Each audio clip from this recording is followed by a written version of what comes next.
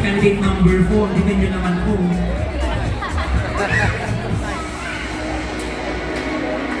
Cherry pearl lang daw po sabi nyo.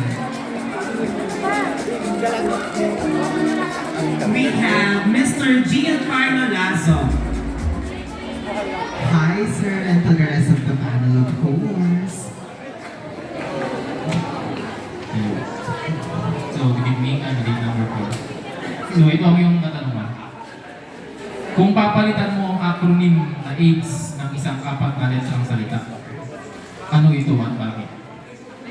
Okay, AIDS as in A-I-D-S. Okay. Technically, AIDS refers to autoimmune deficiency syndrome. Okay? It is a disease caused by a virus that can be acquired through blood transfusion. Now, if I am about to change that acronym, I would do that as follows. A refers to assurance. Why?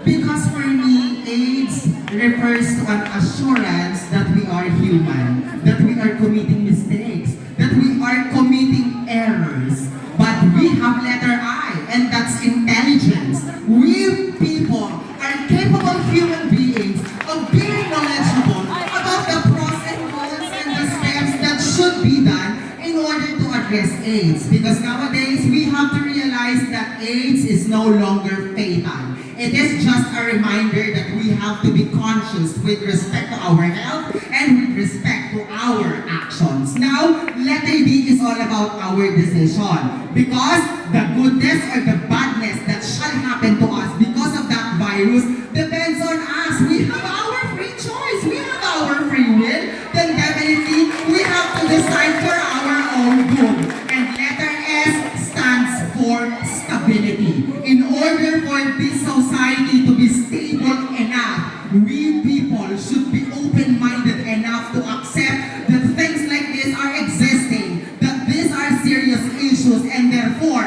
we have to kill that stereotype because at the end of the day, whether or not you have acquired the virus, that doesn't invalidate the fact that you are still a human being capable of contributing something good, not only for yourself,